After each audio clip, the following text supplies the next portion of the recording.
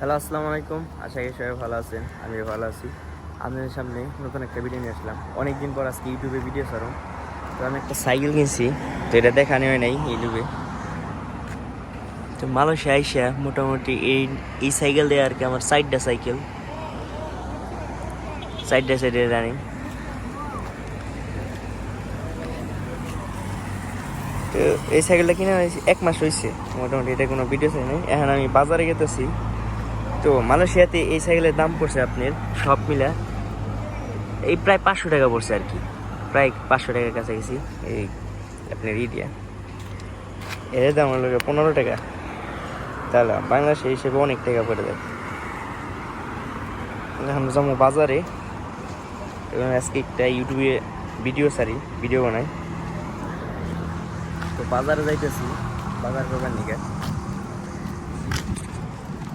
সাইকেলটা চালিয়ে শান্তি আছে, অনেক স্মুথ।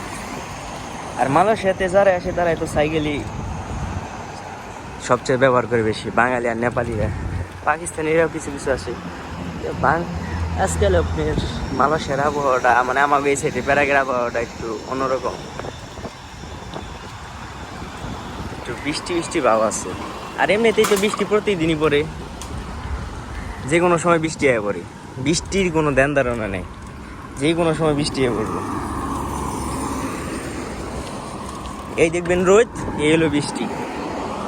আকাশের অবস্থা বেশি একটা ভালো না। চিন্তা করতেছি বাজারে যে আজকে বৃষ্টি নামবো নাকি। তারপর পরিবেশটা অনেক ভালো লাগে। অনেক গরম থাকলে আপনার বাতাসটা থাকে, তো এর লিগে এতটাও লাগে না, গরম লাগে না। গাছগুলো কি কত সুন্দর দেখা যায় মাশাআল্লাহ। রাস্তা ফাঁকা ফাঁকা।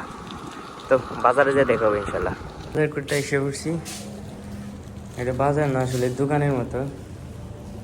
দোকানের ভিতরে এইসব কাঁচা বাজার থাকে, সব